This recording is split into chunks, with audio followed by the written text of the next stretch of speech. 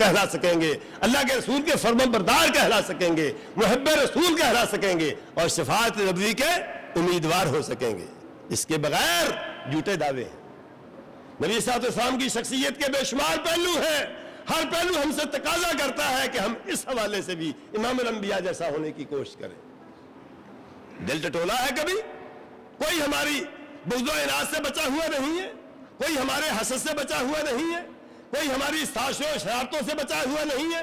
نام ہم اس کا لیتے ہیں جو کہتا ہے یا بنیا ان قدرت ان تصبح وتمسی وليس في قلبك غش لاحد فافعل یا بنی فذاک من سنتی فمن احب سنتی فقد احبنی ومن احبنی کان معی فی الجنہ۔ اللہ اکبر۔ بیٹے اگر ہو سکے ان قدرت ان تصبح وتمسی وليس في قلبك غش، بیٹے اگر ہو سکے صبح بھی اپنے دل ٹٹول لیا کر، شام کو بھی اپنے دل کا جائزہ لے لیا کر۔ اس میں کسی کے لیے کوئی حسد بغل تو نہیں ہے، اس میں کسی کو دھوکہ دینے کی خواہش تو نہیں ہے، اس میں کسی کو نیچا دکھانے کا جذبہ تو نہیں ہے، اس میں کوئی سازشیں تو نہیں پنپ رہی ہے، پرورش پا رہی۔ صبح بھی اپنے دل ٹٹول لیا کر، شیشے کی طرح صاف کر لیا کر صبح بھی دل، شام کو پھر شیشے کی طرح اپنے دل کو صاف کر لیا کر۔ ففعل، اگر ہو سکے تو بیٹے یہ کام کر لیا کر۔ صرف کہہ رہے ہیں حذاک من سنتی، بیٹے یہ میری سنت ہے، میں یہ کام کرتا ہوں، صبح بھی کرتا ہوں، شام بھی کرتا ہوں، ہر روز اپنے دل کو ٹٹولتا ہوں، ہر روز اپنے دل کا جائزہ لیتا ہوں، اور خاص یہ ہے کہ میں دنیا سے جاؤں، اللہ کے پاس جاؤں تو میرا دل تمام اہل ایمان کے لیے شیشے کی طرح صاف۔ پتا ہے نا آپ سب کو، میں اور آپ سب ایک جیسے ہی ہیں۔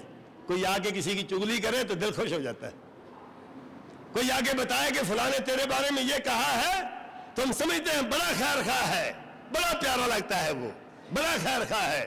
حضرت محمد الرسول اللہ صلی اللہ علیہ وسلم کے پاس آ کے کسی نے کسی کی بات کی، اللہ اکبر، فرمایا میرے پاس آگے لوگوں کی باتیں نہ بتایا کرو، میں نہیں چاہتا کہ اللہ کے پاس جاؤں اور میرے دل میں کسی کے لیے میل۔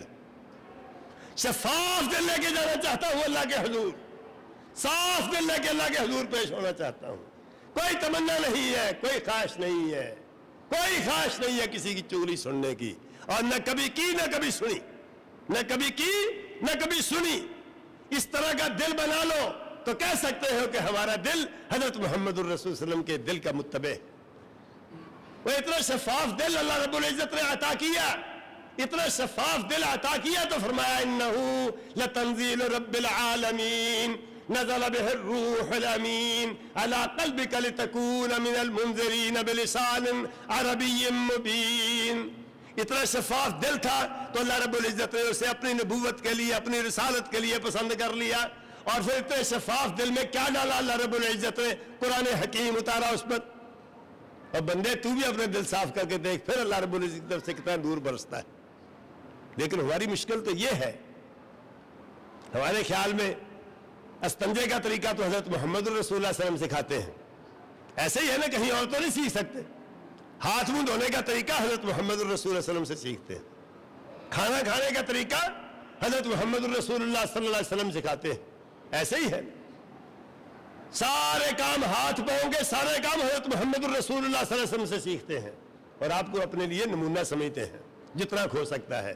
جب دل کی صفائی کی باری آتی ہے، تزکیہ نفس کی باری آتی ہے، تزکیہ نفس کی باری آتی ہے، پھر کہتے ہیں پیر طریقت کوئی اور ہے، وہ حضرت محمد الرسول صلی اللہ علیہ وسلم نہیں۔ شریعت امام الانبیاء سے لیتے ہیں، طریقت کے لیے کوئی اور راستے مقرر کر رکھے ہیں۔ کیسی بیوقوفی کی بات ہے، کیسی بیوقوفی کی بات ہے۔ اور جس نے پورے جسم کو صاف کرنے کے سلیقے سکھائے، جس کے لیے اللہ نے خود کہا، اللہ رب العزت نے خود فرمایا کما ارسلنا فیکم رسولا منکم یتلو علیکم آیاتنا ویزکیکم ویعلمکم الکتاب والحکمہ ویعلمکم ما لم تکونوا تعلمون۔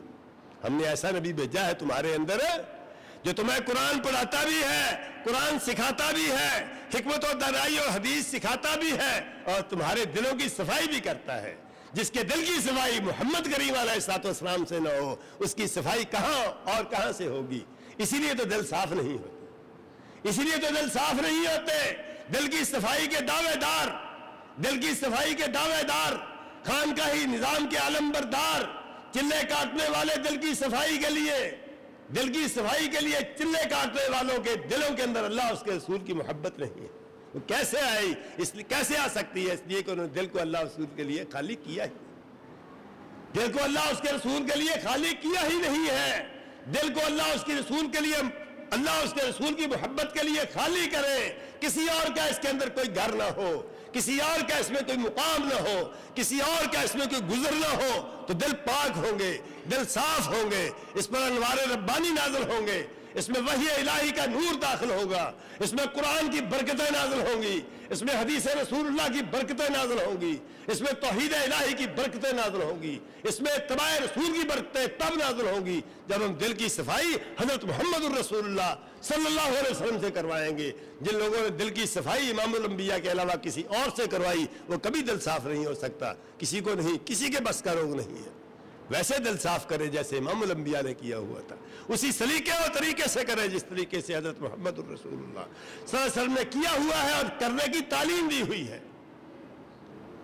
یہ دل ہے حضرت محمد الرسول اللہ، اسی دل کے بارے میں کہا گیا، اللہ نے کائنات کے دلوں میں جھانک کے دیکھا، اللہ کو سب سے زیادہ پسند حضرت محمد الرسول صلی اللہ علیہ وسلم کا دل آیا، اللہ کو سب سے زیادہ پسند کائنات میں حضرت محمد کریم کا دل سب سے زیادہ پسند آیا، اللہ نے اس کو اپنی رسالت کے لیے، اپنی نبوت کے لیے منتخب کر لیا۔ اور آج اگر ہم بھی اپنے دلوں کو خالص کر لیں، اللہ تعالیٰ اپنے وحی کے نور کے لیے ہمارے دلوں کو بھی منتخب کر لیں۔ اللہ رب العزت کے ہاتھ میں توفیق۔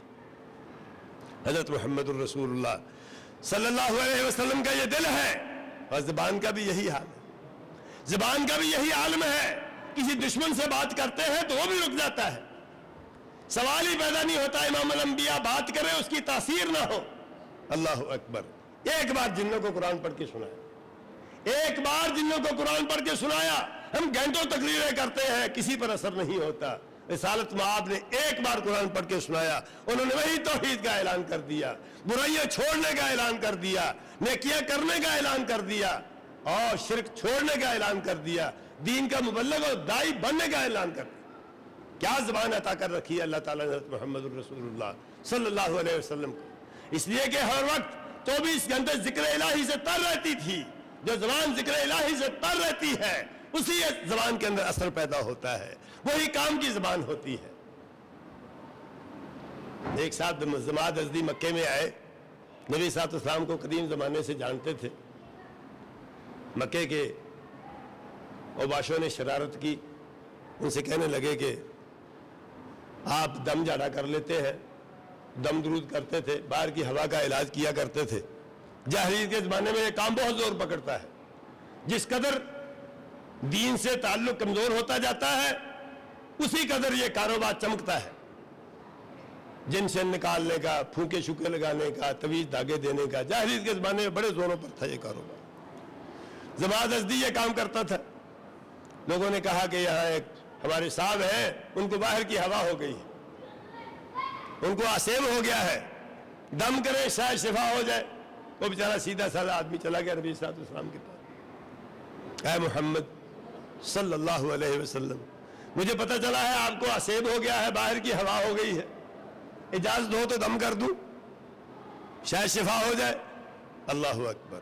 تو تیرے میرے جیسا ہوتا تو گرم ہو جاتا، لیکن امام الانبیاء نے غصہ کرنے کی بجائے فرمایا ان الحمد للہ نستعینہ ونستغفرہ ونعوذ باللہ من شرور انفسنا ومن سیئات اعمالنا من یہدہ اللہ فلا مضل لہ ومن یضلل فلا ہادی لہ واشہد ان لا الہ الا اللہ واشہد ان محمدا عبدہ ورسولہ۔ خطبہ پڑھ کے سنا دیا، وہی خطبہ بھی ہم سال ہر سال سے سن رہے ہیں، ہمارا کچھ نہیں بگڑتا ہے، سنے تو کچھ بگڑے، سنے تو کوئی سمرے۔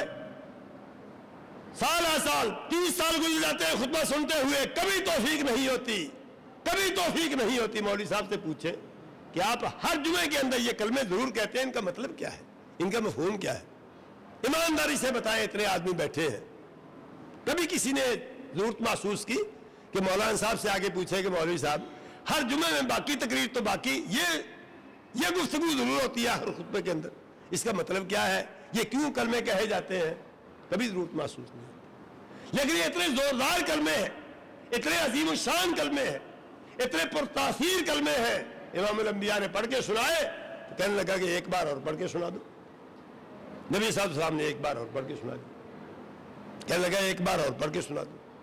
نبی صاحب نے ایک بار اور پڑھ کے سنا دیے، آیا دم کرنے ہیں، 3 بار سنے، کہنے لگا میں نے کاہنوں کا کلام سنا ہے، شاعروں کا کلام سنا ہے، بہت کچھ سنا ہے، جادوگروں کی باتیں سنی ہے، لیکن ایسا کلام تو کبھی نہیں سنا، یہ تو ایسی فصاحت و بلاغت تو کبھی سننے میں نہیں آئی۔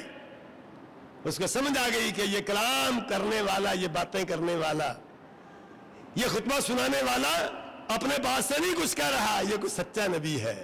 میں اپنا ہاتھ نکالو، نبی صاحب نے ہاتھ نکالا، بیعت کیا کہ اشہد ان لا الہ الا اللہ واشہد ان محمدًا عبدہ ورسولہ۔ ایک ہی مجلس کے اندر خطبے کے چند کلمے سن کر مسلمان ہو۔ یہ زبان ہے حضرت محمد الرسول اللہ صلی اللہ علیہ وسلم کی۔ آپ نے فرمایا جماعت خود تو مسلمان ہو گئے ہو، اپنا قبیلہ اور اپنا خاندان، اپنی قوم، فرمایا قوم کی طرف سے بھی مسلمان ہو، قوم کی طرف سے بھی بیعت کر رہا ہوں، پوری قوم مسلمان ہو گئے حضرت محمد الرسول اللہ صلی اللہ علیہ وسلم کا یہ خطبہ سن کر۔ یہ کلام ہے حضرت محمد الرسول اللہ صلی اللہ علیہ وسلم کا، یہ زبان ہے امام الانبیاء علیہ السلام کی۔ ہماری زبان کے اندر بھی یہ ہمت ہے، ہماری زبان کے اندر بھی یہ طاقت ہے، ہماری زبان کے اندر بھی یہ تاثیر ہے، ہمیں بھی اللہ تعالیٰ نے توفیق دے رکھی ہے، کبھی ہم نے بھی اللہ تعالیٰ سے اس کی توفیق مانگی ہے، ہم بھی سوچ کر کلمے بولتے ہیں۔ رسالت میں آپ کی تعلیم ہے، اور بندے اگر تجھے اللہ رب العزت پر تیرا یقین ہے اور آخرت کے دن پر تیرا یقین ہے تو بھلی بات کیا کر، اچھی بات کیا کر، اچھی بات نہیں کرنی ہوتی تو چپ رہا کر۔ لیکن ہم نے تو قسم کھا رکھی ہے اچھی بات کہنی نہیں ہے اور چپ بھی رہنا نہیں، نہ چپ رہنا ہے نہ اچھی بات کہنی ہے۔ نبی صلی اللہ علیہ وسلم کی اتباع اس میں اتباع رسول کا تقاضا کیا ہے؟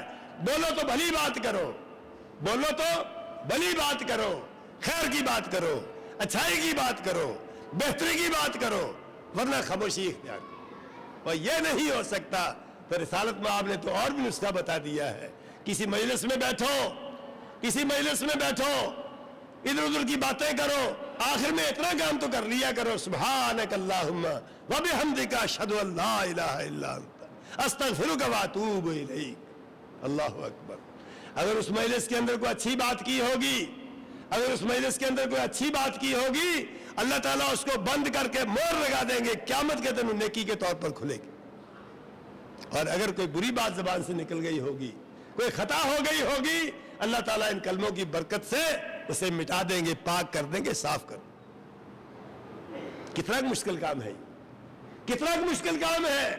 بڑے پاپڑ بیل لیتے ہیں، دینی مجلسوں کے اندر بھی بڑا کچھ کر لیتے ہیں، لیکن یہ کلمے کہنے کی توفیق کسی خوش قسمت کو کم ہی نصیب ہوتی۔ اللہ تعالیٰ سے دعا ہے اللہ تعالیٰ ہمیں توفیق عطا فرمائے، سنت رسول کی پیروی کی توفیق عطا فرمائے۔ سبحانک اللہم وبحمدک اشہد ان لا الہ الا انت استغفرک واتوب الیک۔ سبحانک اللہم وبحمدک اشہد ان لا الہ الا انت استغفرک واتوب الیک۔ کوئی ایسا انسان جس کو آخرت کی فکر ہے ایسا نہیں ہونا چاہیے جس کو یہ کلمے نہ آتے ہیں۔ جہاں بھی بیٹھو، جہاں بھی 2-4 باتیں کرو، آخر میں یہ کلمے ضرور کہہ لیا کرو، ایسی خیر و برکت عطا فرمائیں گے اللہ، وہ تو اس کی عادت ہے۔ اولئک الذین نتقبل عنہم احسن ما عملوا ونتجاوز عن سیئاتہم فی اصحاب الجنہ وعد الصدق الذی کانوا یوعدون۔ فرمایا تھوڑی سی محنت کرو، نیکیاں کرو گے تو قبول کریں گے، گناہ ہو جائیں گے تو معاف کر دیں گے۔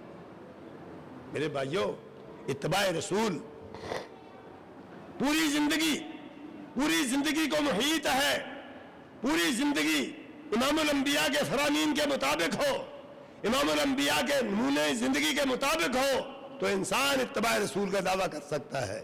یہ کوئی کسی ایک میدان کا کام نہیں ہے۔ نماز پڑھتے ہوئے اتباع رسول، وضو کرتے ہوئے اتباع رسول، لین دین میں ہم اتباع رسول کو بھول جائیں، باہم معاملات میں ہم اتباع رسول کو بھول جائیں۔ اللہ تعالیٰ نے منافقوں کی نشانی بتائی ہے، مومنوں کی نشانی نہیں۔